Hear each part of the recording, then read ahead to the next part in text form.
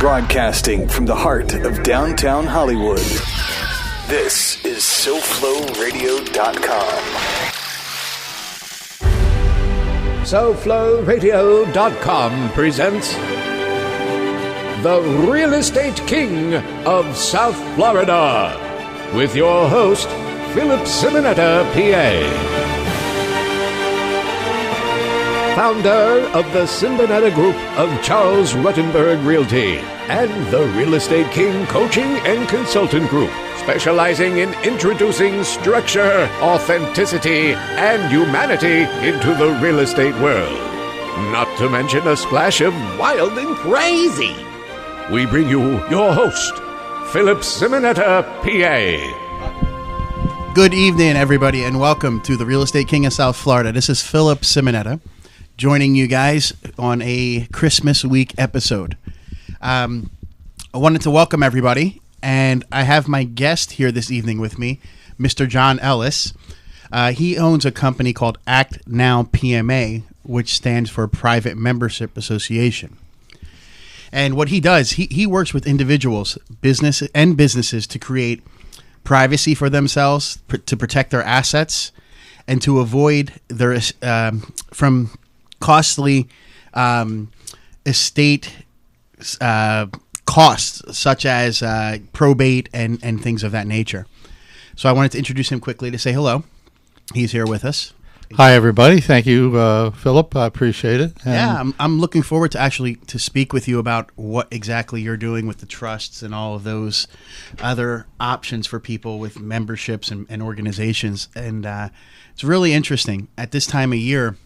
Us as a real estate corporation, as a company, we're actually a subchapter S corporation, right? And I was speaking with you a little bit about possibly becoming a trust, and I want to go into that in a little more detail for myself and also the listeners, and also them as individuals or companies. Great. In addition to this, to what we're going to speak about this evening, we're going to have a little bit of a cooking segment towards the end, where I'm going to make homemade cannolis. Yeah. Oh, sorry. I'm just trying to contain my excitement over here. I want to dig into the ingredients over here. You can't just put it's there. Pile of chocolate chips in front of me like that. Yeah, you can't beat it. No, you can't. It'll phlegm your mouth right up. So it's been a crazy week for myself. I'm actually just getting over a very bad cold, so bear with us. And also, George is here with us. Hey. Co-host. And I wanted to also thank our first sponsor, videoprints.net. This is the first episode they're being involved with us, and I just wanted to announce that and have George speak a little bit about them and what they do. Shout out to Ike, by the way. Definitely a shout out to Ike. Good guy. You're going to drag him out on the show one of these days? Yeah. And does he know about the spanking machine? Yeah, it's out back, right? But it is. It's a hand crank spanking machine. We call it the scranking machine. There it is. Video prints is something I wasn't even aware of until I started, working on the commercial there. And what a great idea! They can actually embed video screens on your brochures of various sizes, including video business cards. They're reprogrammable. They have play buttons, rewind. You can put like 6 videos on there. Yeah, I thought it's brilliant. And talk about a snazzy thing in this day and age when people are competing for attention. This is really sharp. Instead of handing them a business card, you hand them a business card that's got a little video screen on it, and they can play video presentation about your business, which is a great way to explain it to people. Explain it to people like me that don't like to read. I want tell me a story, Daddy, that kind of thing. You can actually watch the video and it explains the whole thing, and I think it's a great marketing tool. And videoprints.net is where you can go and find out more information. They got the menus right there. They've got demos, the whole catalog right there. Videoprints.net, and thank you, Ike, for awesome. For sponsoring the Real Estate King of South Florida. All right, so let's get started with the show this evening. So one thing, the first question I had for you when we started talking about the PMAs was, we were talking about trusts and different ways of structuring. Right. And I'm familiar with trusts. I'm from living trusts and the different types of trusts. Being in real estate, I deal with clients who have them. Now, do I know the ins and outs of them? No. So a lot of people are going to ask the question, well, I've heard of trust, but what is a trust? Well, a trust is very simple. The short answer is a trust is an organization that provides privacy, flexibility, simplicity, and protects the assets that it owns and avoids probate. Now, the technical answer would be a trust is a three-party contract whereby two of those parties do agree to do something at a moment in time or on the event of a particular event for a third party called the beneficiaries. Got it. Okay, so you actually have, like, individuals could be a trust, company could be a trust, and then there could be a board. Is it a board, or how does that work? Well, a trust can either be an estate can be put into a trust, which are properties and assets, or a business can be put into a trust, and the business can have additional properties and assets in a trust. Yeah. So it depends on what you want to protect and how you want to structure what you're doing. Right. It's just like a corporation. A trust is very similar in both style and operation to a corporation. Got it. The difference is that a corporation is created by a state or a federal government. A trust is created by the power of the people exercising their own specific rights. Got it. And in my opinion, it's the only way to go. Yeah. Understood. So what's the difference of having it established by the government or by the people who are involved? Where's there benefits and pros and cons to that? Well, I don't see there's any benefits to the corporation, LLC, or any other type of structure from a standpoint of what you get out of it, because you can get the same thing out of a common law trust. The downside is significant. If you go to the state of Florida or any other state and you want a corporation, you fill out an application for a corporate charter or whatever other entity that you want, and you tell the government what you want to do, and you ask for their permission to do that. And they then give you the charter or the document that creates that entity, and you are now subject to all the requirements of that law. Pages and pages and pages, right? Yeah, in Florida, I was just going to say, in Florida, the corporate laws are now 79 pages long. Wow. The trust law for the common law declaration of trust is 2 1/8 pages long. Wow. So if I were to ask you a question, which would you rather comply with, 78 pages of law or 2 1/8 pages of law? Yeah. Which would seem more beneficial to you? Obviously, the 2 1/8, there's a lot less regulation there. Correct. And that's why it's so much better to do your own contract, set up your own trust, put it in play, and you can get the same limited liability that a corporation gives you. You can raise money. You can run a business. You can protect your assets. You can completely disappear from visibility if you wanted to own things without having your name for either privacy because you just want it, or for security. And more and more people are security conscious, today than ever before, for a variety of reasons. And I'm not going to get into that because this is not a political show. Yeah, no. I mean, you just with what's going on in the world, when people know people have assets, right? You want to keep yourself, as out of the spotlight as possible. Right, exactly. Yeah. And people know that, let's say you're in the real estate business, so you have a lot of people coming to you for luxury homes. Sure. I know that's what you do. We've talked about that a lot. So the bottom line at that point is a lot of these people don't want to have their name on that deed. Sure. So they set up corporations or they set up other types of trusts. Yeah. And yet they go to the government, and by going to the government, you're giving up some privacy. You're giving up some security. You can set up a common law trust in Florida under the statutes that recognize that trust as a lawful entity or a lawful organization, and nobody will know that you're involved in that trust, whether it's for running a business or for owning an asset. Now, who regulates that? There is no regulation for a common law trust. So when you would set up your common law trust and then just present it to the state and say, here you go? You don't even present it to the state. There's no recording requirements. There's no forms you can get from the state for a common law trust. Right. There's no approval that you need. There's no permission of any IRS, kind. tax benefits, anything at all? Well, the trust, if it makes taxable income, has to pay a tax. Sure, of course. Just like any other, but you would, party. How do you do an EIN? How do you do Sure, that? of course. The trust gets an EIN. Trust gets an EIN number. It has to have a bank account. It has to have a brokerage account. It has to be able to conduct its financial affairs like anybody else would. So it does that. We're not opposed to them tracking money for keeping people secure, for Homeland Security, or for the IRS for tax purposes. That's not the idea. The idea here is to create security and privacy that nobody can get any other way, and then keep that document and keep that type of form private and away from the prying eyes of either the government, unless it's necessary, and certainly the public, which is not necessary. Right. I don't owe anything to my fellow man other than to treat them courteously. Yeah, absolutely. Absolutely. That's a very good explanation. That's awesome. I mean, to lay that out in such precise words to explain how that works is pretty amazing. Thank you. That's really awesome what you just did. So now we get the concept of having a trust.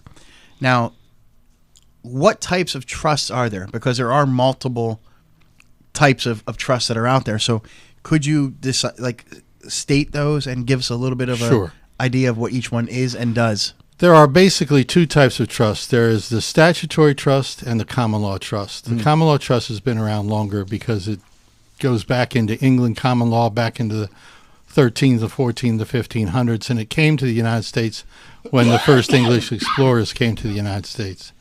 So it's been around for a long time. Growing up around that, taking those same principles becomes the statutory trust. The statutory trust is simply a trust that is pursuant to a particular law, whether it be a state law or a federal law or even an IRS ruling like a 501c3 corporation is. It's a 501c3 only because it fits that particular IRS, Internal Revenue Service, section of the Internal Revenue Code. And that makes it either tax-free or tax-exempt or some kind of an organization that normal taxes don't apply to. So could a nonprofit go into a trust? Yes. But they would have to file nonprofit status with the government first and then go in. Well, no, it could go into the trust. You could set the trust up first and then simply notify the IRS that you're going to be traveling in and paying taxes under the 501c3 exemption. Understood. So you can set so people who are setting up a nonprofit, which there's many going on, are going through these hoops and these circles and jumps and everything that needs to be done to set that up. So by setting up a trust and setting up within that, is it the same process though? A lot less regulation because you don't have the corporate regulations in place. The only regulations you have in place to qualify for the 501c3 are the 501c3 regulations. Got it. You have to look into the regulations and the statutes to find out if that was something you wanted to comply with. Okay, that makes sense. Yeah. Okay, so continue. I didn't want to cut you off there, but I think that's a question that raised at the moment. Sure. So, okay, go ahead. Yeah, you can essentially do with a trust anything you can do with a corporation, an LLC, a partnership, or any other kind of foundation or statutory entity. Because remember, the trust, the common law trust specifically, came first. Everything else was derived from that and split from that and made to fractionalize it.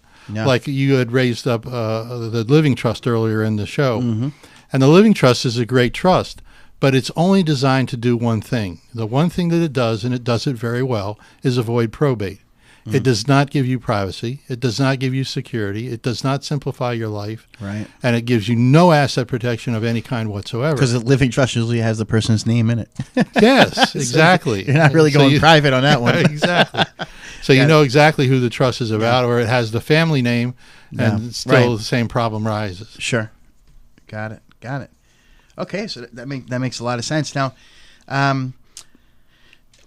there's 50 states, obviously. Some states are commonwealths, some states are states, it just depends on how they're structured and set up. So is this something that can be used in every state? And since we're in Florida, is a common law trust lawful with the way the state of Florida is structured? Yes, very much so. In fact, Florida is a common law state. It says so in the second statute in the Florida statutes. It tells you that we have adopted the laws of England as and not inconsistent with our Constitution and laws from the down to the 4th day of July, 1776. So we are definitely a common law state. And in fact, the common law declaration of trust is in the Florida statutes, and we have that posted on our website. That's www.actnowpma.info, and you can go to the common law trust page, and not only is it posted there, I've actually taken pictures of the Florida statutes for that purpose, and you can scroll down and read exactly what they are. Got it. So basically every state's okay, and then you have Florida down to a science there because that's where you're practicing. Got it. Actually, every state most of the states are not only common law states. There's states like Louisiana that are Napoleonic Code states, and there can be other states out there that have some other laws. But under the federal government's constitution, or the federal government constitution, there is a full faith and credit clause. Yeah. The full faith and credit clause takes care of making everything that's legal in one state legal in another state. Okay, so nationwide, border to border, coast to coast, the common law trust is viable for every state and for every purpose in every state. Now, that being said, there may be some specific restrictions. Like Florida, in Florida, a common law trust cannot be a bank or a brokerage firm. Okay. What's the reasons for that? Like, why is that? I think that's because banks and brokerage firms are directly attached to the government. You're either dealing with their securities or you're dealing with their monetary instruments. So basically, they have the right to determine who does that. Sure. So if they say you don't want a common law trust dealing with that, there's nothing we can do about it except comply. Now, other states may have additional limitations on there, and some states may have no limitations on there. Sure. So it goes state by state, but we can look up any state law and find out what is viable in that state. Okay, got it. So in the initial part of the conversation, we talked about how the PMA, the trust, could be set up an individual or a business. Correct. So give me an example where it'd be great for an individual, and give me an example where it would be, conducive to business. Well, I'll tie it to your specific job. Okay. You're selling real estate. You're selling homes well above $5 million. Now that's the cap at the estate planning number. About 5.4 million is the most that you can do without running into estate taxes. Got it. Okay, understood. So if you bought a house or traded a house or acquired a house in trust name, it's not in your estate. And that can give you a great degree of asset protection and estate planning at the same time. The asset protection comes because, let's say you're out on your motorcycle, and I know you like riding motorcycles just as much as I do. Absolutely.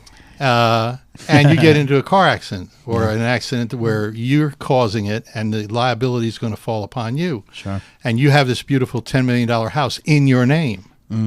And because you're the cause of the accident, the lawyers on the other side find out you have this beautiful $10 million house in your name, and your insurance only covers $300,000 in the accident. Well, guess what? Whatever the award is going to come out of that house or any other assets you own. If those assets are properly funded into a trust and they become what they call corpus of a trust or the property of a trust, and you get into the car accident and all you have in your name is your motorcycle and the insurance on your motorcycle, that's all you're liable for. Right.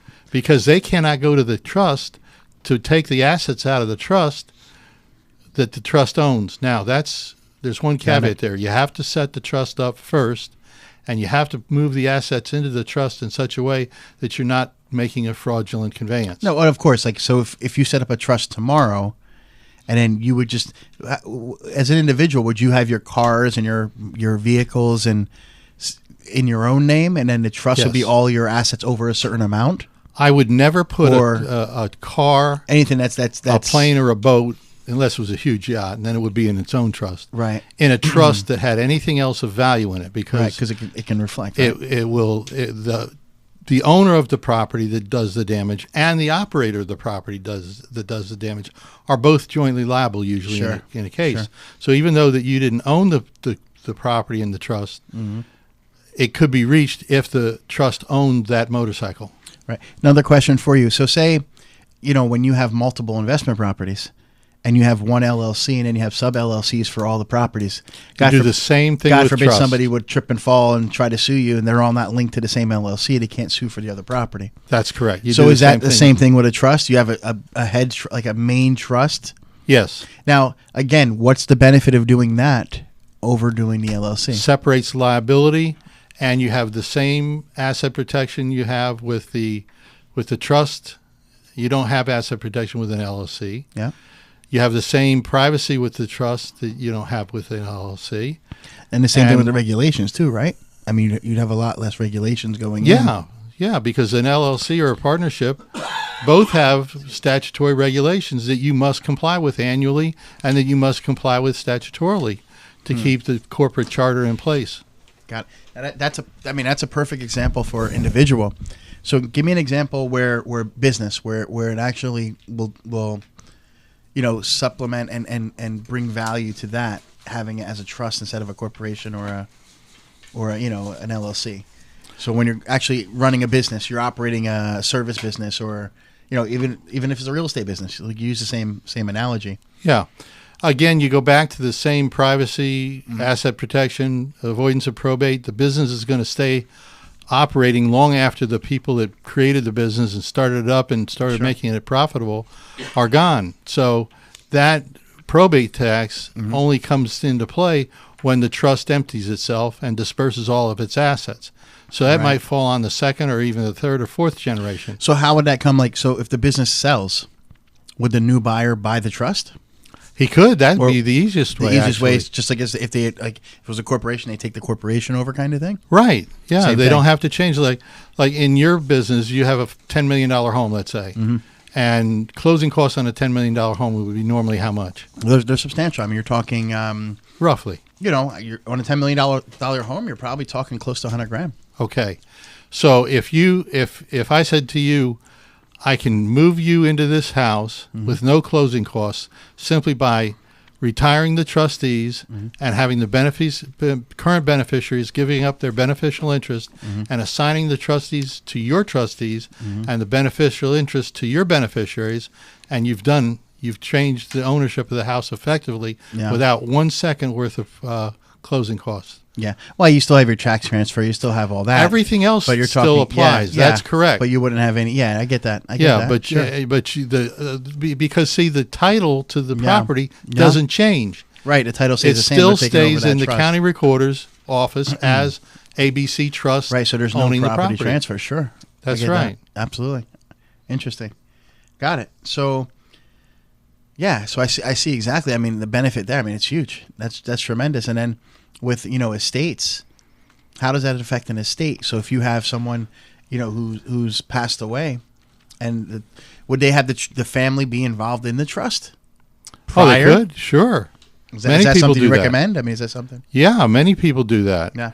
A lot of times grandparents are know that they're very elderly and they want to set up their estate so that they're not only their kids get it, but their grandkids or even grandkids get it. Nelson Rockefeller, in the book called The Rockefeller Files, set up 70 trusts before he died.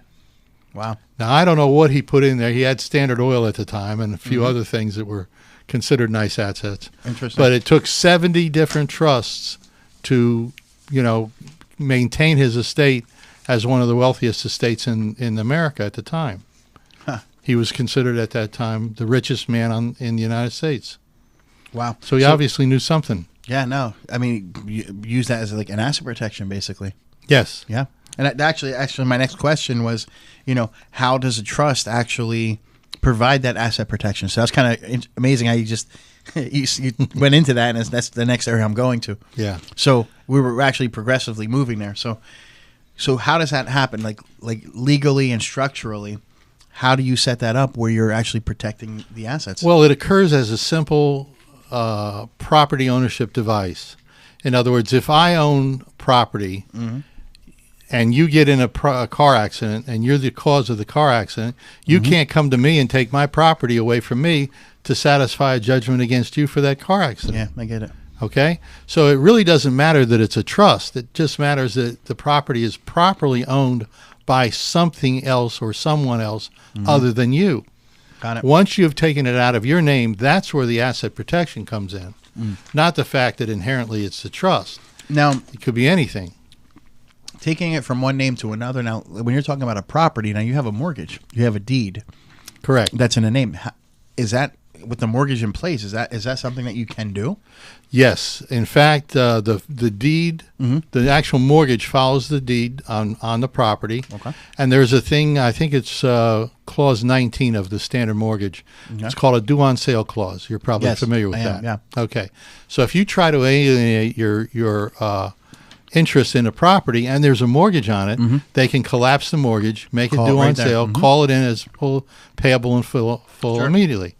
There's a very simple process that we found. I'm not going to disclose it on the radio. Got it. Okay. But we addressed that with the bank, and we have not had ever a bank say no to that. I mean, that's like, when someone gets married, to add the wife or to add the spouse. Correct. Or add the brother after they bought the house. Correct. It can be done. There's forms that does it. I mean, yes. I just wasn't sure if there's a notification process Yes. that you go through. Yeah. And if you do it right and you explain to the bank that it's not diminishing their asset or their interest in their asset at all, then they don't have any problems with that, and they don't invoke the due on sale clause. Awesome. So it just That's goes pretty from cool. your name into the trust name. And then with that documentation, you're good. Correct. Got it. And that doesn't affect the repayment of the mortgage or anything like that. No, you're it's still all the same. it's the parties The that are note's still the note. The mortgage still enforces the Exactly. note. You're good. Okay. Exactly. And don't pay that note and see what happens. It not only goes for the mortgage, it goes for a mechanics lien too. Okay. So if you had somebody come out and work on the house, Never pay 'em, and you didn't pay them, the fact that it's in a trust isn't going to help you try to avoid the mechanics lien. Sure. Because the mechanics lien is on the title, and once the person that puts the mechanics lien on the title performs the work, he's entitled to be paid. No, I get it. Yeah, for sure. For sure. One of the big things that stuck out to me when we were talking about this was about how to, work with probate. And you avoid the probate process with the trust. Right. Now that's huge. I mean, you have a lot of elderly in South Florida, or in Florida in general. So anything that can eliminate a family struggle 2 years, 3 years through after someone's passed away, and it's just legal messes and things to clean up. So that's something I think is huge for people. So how does that work? Well, it works much the same way as a living trust. The living trust was invented some 30, 40 years ago for the express purpose of stopping the messes that were going on in the probate courts. And it really only does one thing, but it does it very well. It avoids the probate process.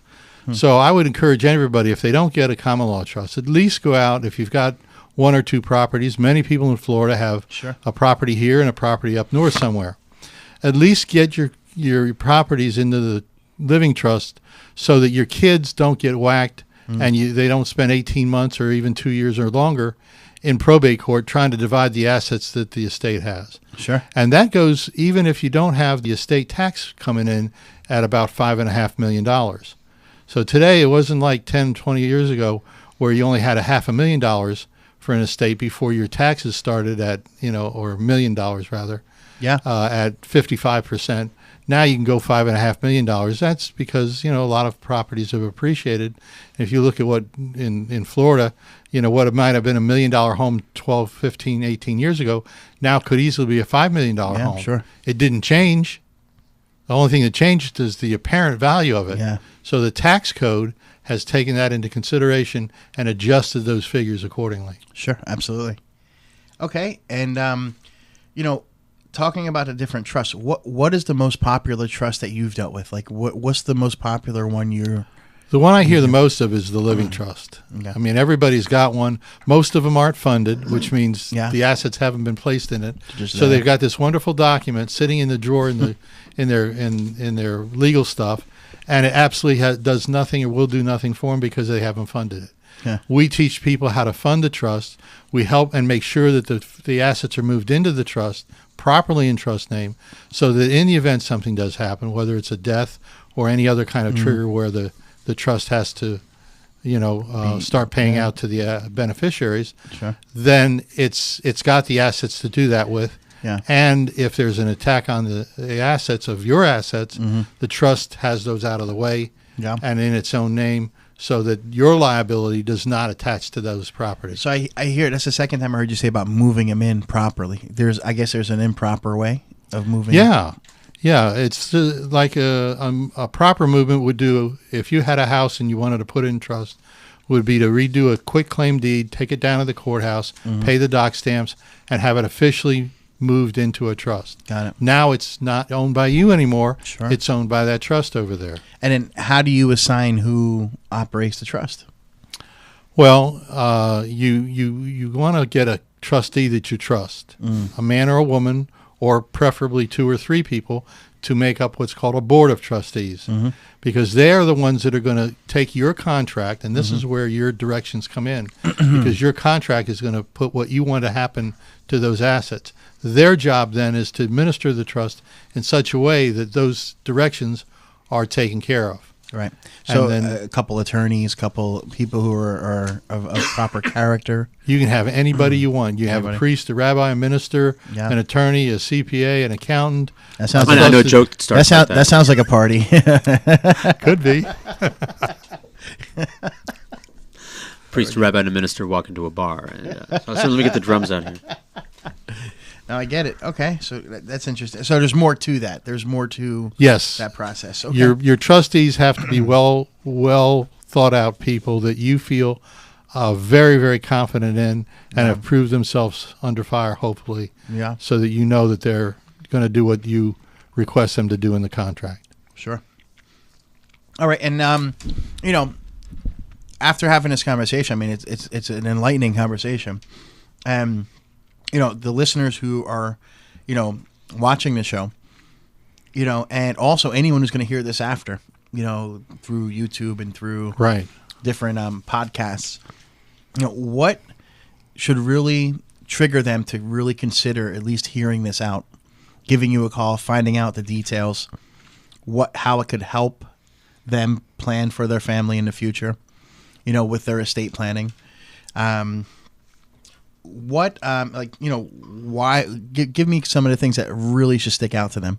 Well, anybody that's security conscious and wants privacy in a world that we're giving away privacy by the chunks on YouTube, on Facebook, on everything that you can think of, social media. Sure. But they want to protect their privacy as far as not having people know what they own. They may drive a Rolls Royce, they may drive a, whatever they like to drive. But, they don't want somebody to know they've got a $20 million estate or a $10 million estate or even a $6 million estate somewhere, because if they have a $6 million home, they're already well over the trigger point for estate taxes. Sure. Because if they got one at $6 million, they probably got another couple of condos or some other homes around the world, and they've got some nice toys, whether they be big yachts or boats or absolutely or planes or whatever, and that all adds up at the time of death to make an estate. So if you're doing estate planning, you want to do it properly, and you want to do it with the best vehicle out there, and I believe that's the common law trust. I don't think there's anything out there that betters it. Yeah, I get it. a lot of great information, John. I appreciate it, man. Thank you. I'm sure everybody listening and anyone who's going to hear it is going to, it's going to give them a little bit of a trigger to say, hey, let me learn about this if they're serious about their assets. Yeah. Visit our website. It's kind of dry because it's not meant to be comical. It's not. Yeah. It's like the lawyer and the rabbi and they're all at the party. You know? Exactly. Right. Takes a while to get through it, but what's it's a lot of website again? ACT, ACT Now PMA.info, INFO. Cool. All right, man. Thank you for the conversation. It was really awesome. I'm really glad you came in. You're here with us. What we're going to do is I'm going to take a minute and I'm going to prepare the cannoli filling now. Great. And then what we do is we'll take a 2-minute break after. Okay. And then come back and I can, fill some of the cannolis and we can just... I was afraid you were going to eat all the chocolate chips during the interview there. I'm counting. It's like, are there going to be any left for the cannolis? That pile's really gone down since we started. You promised chocolate chips. I'm getting over the cold. So all right. I saw a cough drop and I saw chocolate chips. Well, so what would you go for? Well, as a broadcaster, you don't have to choose. You eat the cough drop now, and then after the show, you nom, you binge on the chocolate chips. You know me and rules. Get all phlegmy. Yeah, I agree. Rules. Right. All right, great. So let's get this started. I'm going to... Woo! That pile of flour looks very incriminating. I can't wait for you to mix it up. No. That's not flour, man. Oh, it's not? No, jeez. Confection sugar. Tony. Oh, okay, well. No, it wasn't that either. All right. Thank you, Tony Montana. What we're going going to do, I have the chips here. And let me just pull this over real quick. Should I play some cannoli chip mixing music? Yeah, so what we have here, I have mixed with the ricotta. I put a tablespoon and a half of vanilla extract, and we have some orange zest ground into the... Did you say orange zest? Orange zest. I don't know what that is. What is that? Off the orange peel, you take the zester and you grind it, and it gives you the I should be taking notes on this. Okay. So you put the zest in there, and it's just for flavoring. I thought that was a soap. Right, John? And the zest. Bar soap. That was my first idea. All right. I didn't know I didn't know zest came in orange. I only thought it was the one fragrance. Yeah. But I know some people that would like orange. We're going to take our confection sugar. Now, some people use less, some people use more. It just depends on your flavor for the sweetness. Okay. So I have about 2.5 cups here with this for the amount of... And we're going to mix this in. On the microphone. Yep. And I leave the excess on the outside. You'll see what I mean in a second. Okay. I don't put it all in because I use it for the sugar on top. Oh, brilliant. Yep. So we're going to put this in. I'm taking notes. And we're not going to use all the chips. We're just going to put enough in there just to... We're not going to use all the chips. If you're not going to talk on mic, then I'll translate for you. I'll tell the audience what you're saying so they can hear it. So we're going to mix this in here. And then you got to basically let it chill for about 30 minutes after. But I already have that going because the other batch is already squared away. So yeah, I don't need my it's not filling chilled. It's not so hard to make it. It's the consistency. Okay. And with the flavors, with the amount of sugar. So if you see how I'm leaving sugar on the outside, I may not even use that. I just put it in and I add it as I go with it. All right. Like when you're making pasta and you kind of... So you're trying for a particular consistency. And You're scooping up more and more sugar until you get what you want. Yeah. So obviously you want it thick enough that it doesn't run out the cannoli hole. Right. But and I mean, that's pretty good. But flexible enough so that you can actually put it in there. Yeah. Exactly. All right. Oh, did you say give that a little? You had a squeezer? I want a chip here. Give that a little. All right. How is it? That will do. A little more sweet, or you think it's good? Yeah, that's good for me. But there was a chocolate chip in my sample. Very good. I think it could be a little thicker, though, if you ask me. Yeah. Well, that's because it's room temperature. It's been sitting out. Right. All right. So there we are. There's our filling, and what we're going to do. We're going to take a couple-minute break, and once again, I wanted to give a shout-out to Ike and thank him again for being our first sponsor for this episode.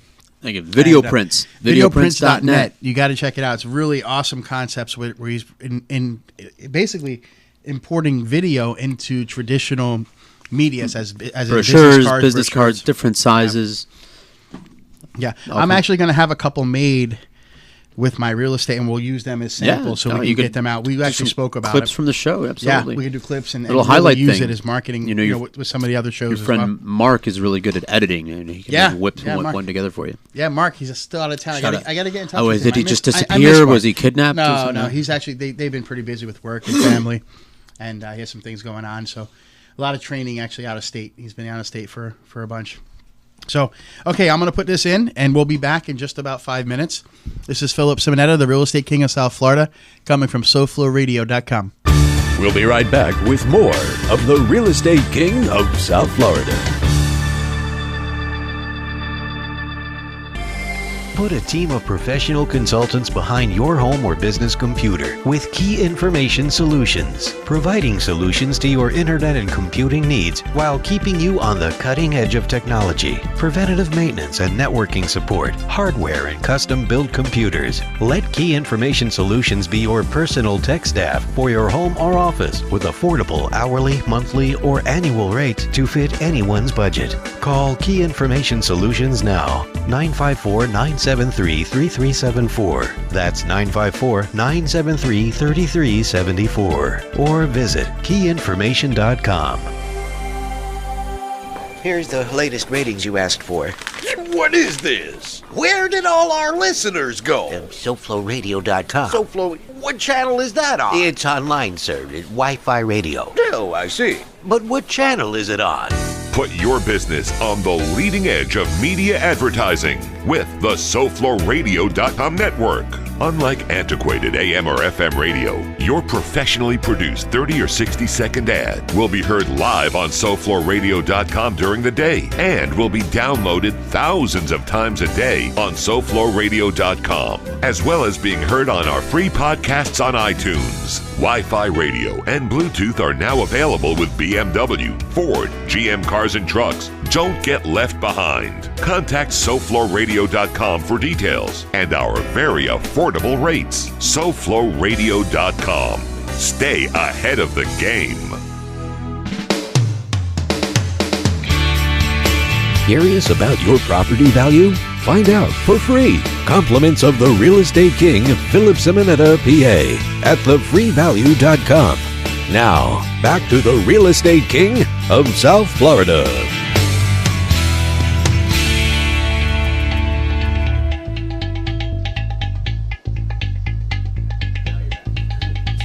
Hey, welcome back, everybody. So we got the cannoli cream. I have it stuffed into the bag. I see that. Oh, Right in here. that's just I don't know. That's just That awesome, looks man. obscene what you're doing there. Yeah, wait till you taste It's a little. I don't think I ever want to watch anyone make a cannoli ever again. If I want to enjoy the cannoli, I don't think I should watch this process. I don't know. It's a little unsettling here with what I'm watching. It's not so bad. So here we go. So we got a bunch of plates, and I'm going to take some of the shells. So you're going to twist it up, tighten it up, so it's going to come out just like if you're decorating a cake. It's the same thing. Same kind of bag. Yeah, same yeah. pastry bag you can put it in. Oh, please talk into the microphone. It's the same pastry bag as if you were, you know, decorating a cake. So Okay. you're just going to take it and you cut it small enough to fit in, and you just give it a squeeze. And Mr. Sound Effects over here. So I'm going to make a bunch of these.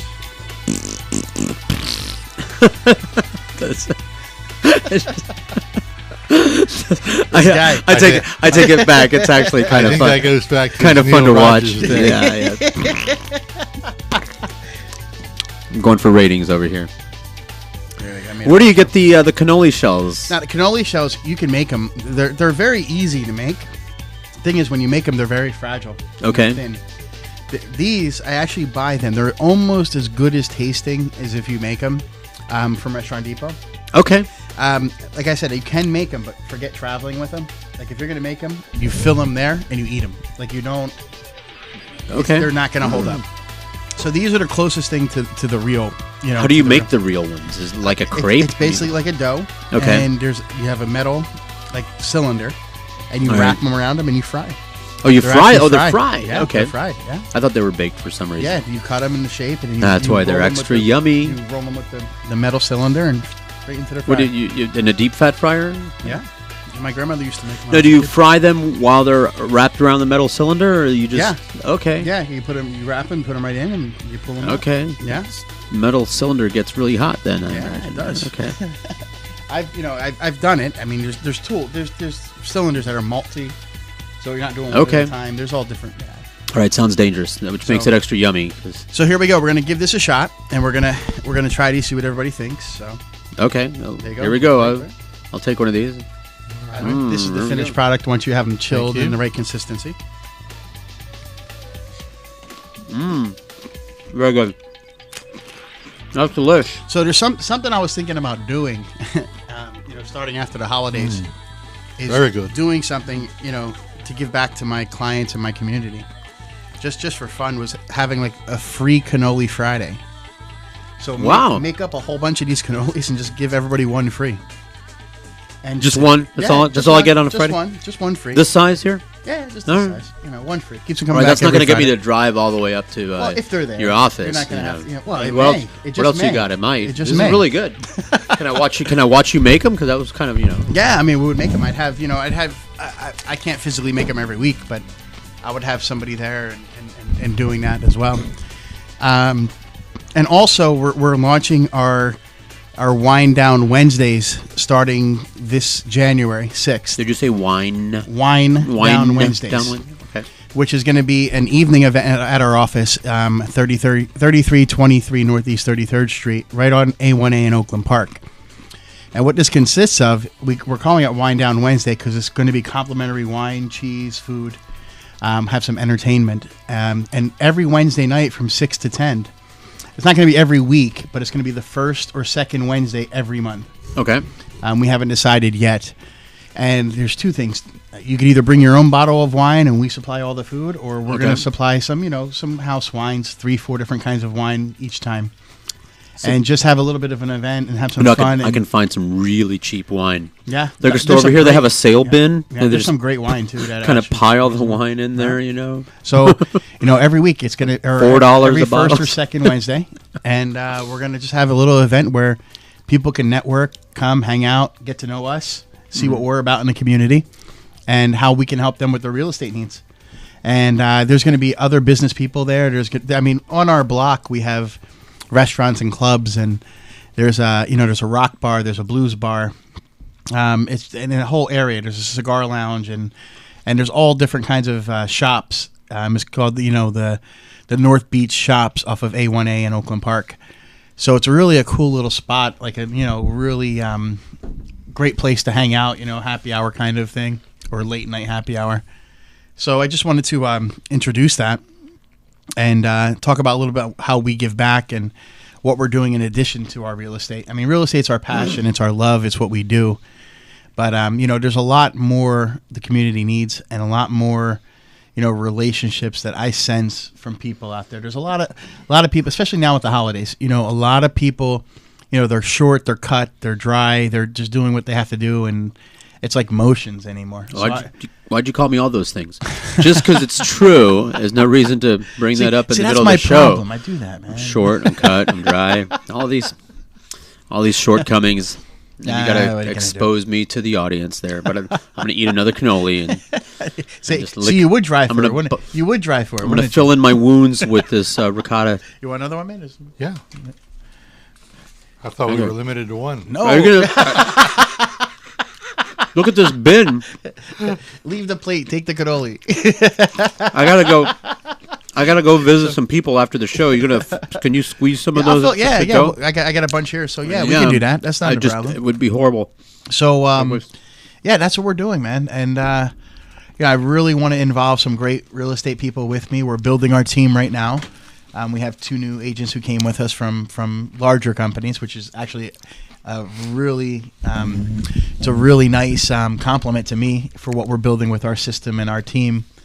And little by little, this time, another goal I have is, by the end of June, I want to have a second office set up in Brickell or downtown in Miami.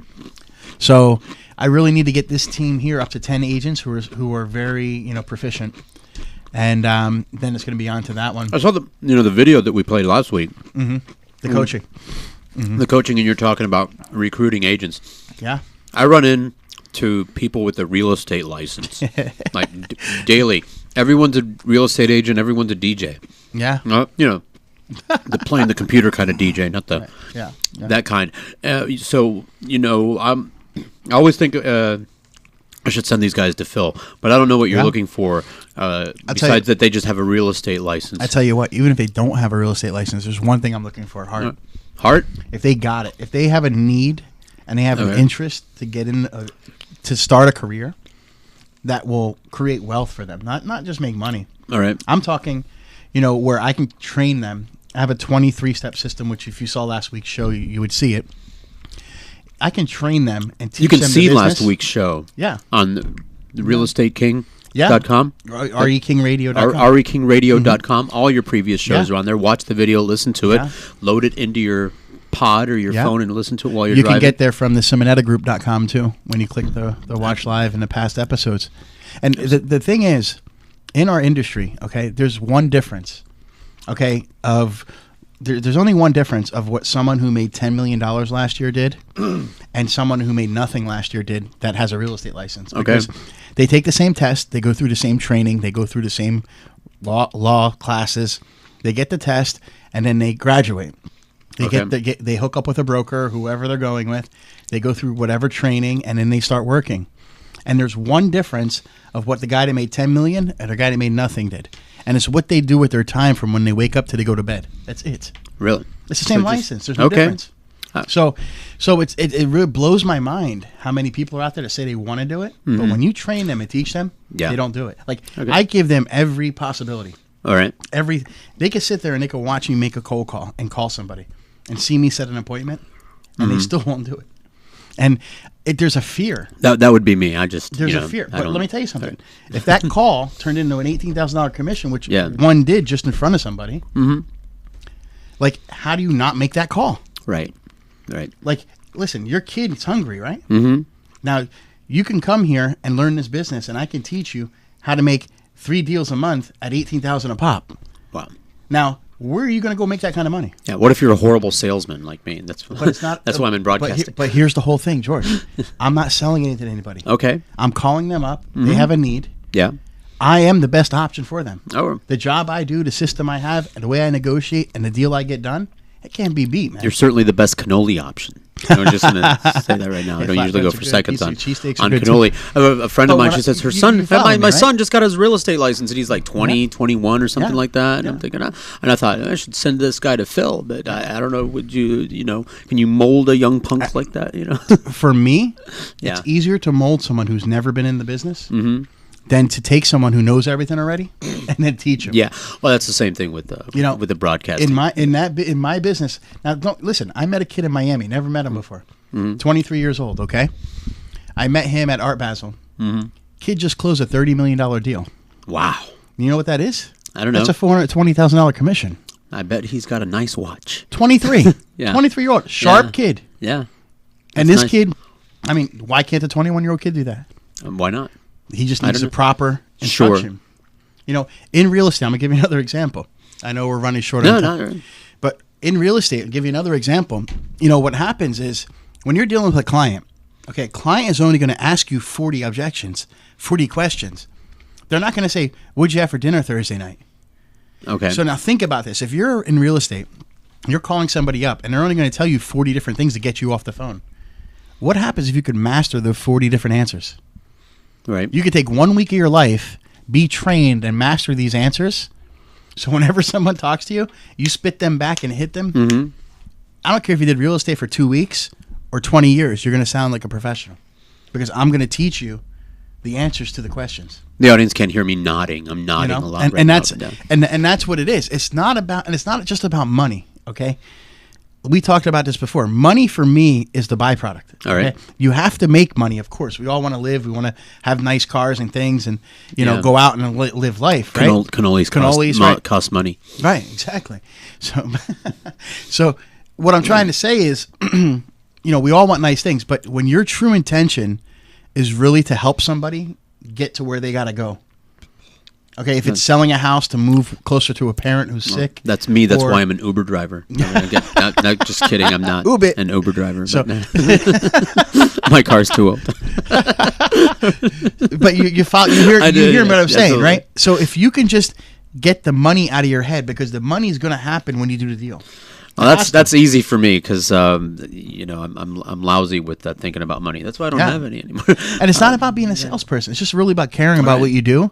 And if you see somebody that has a situation where they're either buying a first home or they need to get an investment property or they need to sell something, that's really what you're looking at. It's more about training, being around a group of people that you love being around with and having fun, and being able to take what you give and truly know what's the best out there and give it to them. I'm going to tell my friend about you and see if she wants to send her kid up to you. I'm going to say that show her the video. I'm going to show her the video, and I'm also going to say that there's a very rigorous initiation program involving blood, nudity, spankings. No, I never say it much, but I'm actually I'm a brother of Tau Kappa Epsilon, satanic, the Sigma Phi chapter of Temple University. Yeah. Oh, no wonder. So I haven't broadcasted that, but now the goat head in your garage, it all makes sense sense now. And the robes and the candles and everything, and the big braziers. And that's what it all makes sense. I was wondering the buckets of blood. And there's another thing. I know we got a minute or two left here. Got lots. Another thing I'm working on too is working with setting up with the groups who are reintegrating the military retirees. Okay. Where you have the military retirees out there, making 30-40 grand a year, serving in the country, 50 grand a year. Sure. And they're coming out without jobs. Or you got the right. wounded warriors that can't, absolutely. aren't or they come back and their job's gone. Jobs are gone, right. And fields are out of there. No, it's tragic. It is. So I was thinking of, we're working on it now. I haven't really pushed through with it with everything going on and getting ill in the last week and a half. I really want to take on the project of putting a possibility out there for retiring military professionals to get a real estate license and learn the real estate business and be able to make in a month what they made all year. That's great. And really work hard. That's awesome. They already have the chain of command. They already have the discipline. So it takes a lot of the training out of it because that's already in place. Now, when you replace the training with the goals and goal setting and the deals and the contacts and getting the deals closed. That's awesome. Yeah, we don't take enough care of our veterans. That's something I want to look at too. You're doing that. That's because excellent. We work a lot with the VA and the when the military members are buying homes, we do a lot of the VA processing and dealings. So it was heavy on my heart. Like when I was thinking about it, I'm like, there's so many people out there struggling right now. Absolutely. Why not take them in, train them, coach them, teach them? That's nice. And and make it better for everybody, That's really nice. So that's something that I'm going to work on after the first of the year of really putting that in place. But my goal is to bring in a group of 25 people every month and go through the training process. It's about a month long. Okay. And that's where I'm at. So. All right. Well, I'll tell my friends. I had a question for John. He brought these giant books. You're not going to... You schlepped those all the way up the stairs? I feel show up for show and tell. What were you going to do with those big books there? You never dropped one of those on your foot, did you? No, I dropped them on my head, though. Oh, boy. I was reading them. This is actually the Florida statutes that has the Florida Common Law Declaration of Trust in it. So if anybody was here, they wanted to see it, I have it, and it's on my website. I see you got it. I have a Bible I have bookmarked in just such a fashion. Way more little tabs in there. Has all the dirty parts bookmarked. Yeah. There's a lot. You wouldn't believe it. Yeah. Yeah. Well, they add to it every year. The Bible? No. Oh, that. Yes. Okay, yes. So it gets back in... The Mormons do, yeah, sure. Back in 1995, it Absolutely. was... Yeah. It was still 4 volumes. Now it's up to 6, so... I admire you. You didn't walk in with a hand truck, so you carried those, and not a problem. I do use a hand truck when I carry things. We have an elevator. I don't suppose Phil told you about that. No, we walked up the stairs. Yeah, we walked up the stairs. Boy, he's a exercise. bastard that way. Yeah. Not good to his guests at all, but he does provide a good nosh. So I can't complain. Good cannolis, and I'm going to hold you to stuffing a few of those for the road. We're going to do it right now before we leave. How many do you need? Excellent. All of them. No, just kidding. Half a dozen. Yeah, 4 or 6. What? All right. Got it. These, cool. Taking them to some people. All right. So I just wanted to wish everybody a Merry Christmas and a Happy New Year. We will be back again next week, but we will not be back until after Christmas. And it was a great show. I enjoyed having everybody here. And hope you guys enjoyed the cannolis. I learned a lot from John. Everybody needs to have a trust, at least one. At least one. Oh my God, I feel like an idiot for not having one now. We'll be talking. Nice. All right. Nice to meet you. All right. Well, thank you, everybody. And this is Philip Simonetta, the Real Estate King of South Florida, coming from SoFloRadio.com. Have a great week.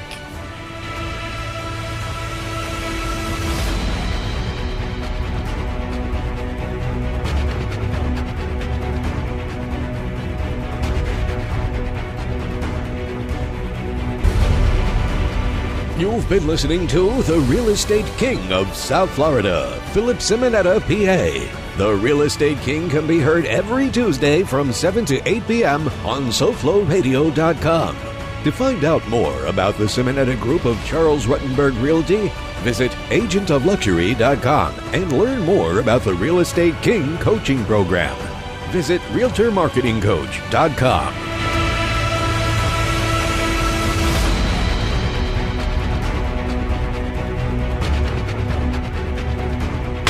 You're listening to SoFloRadio.com.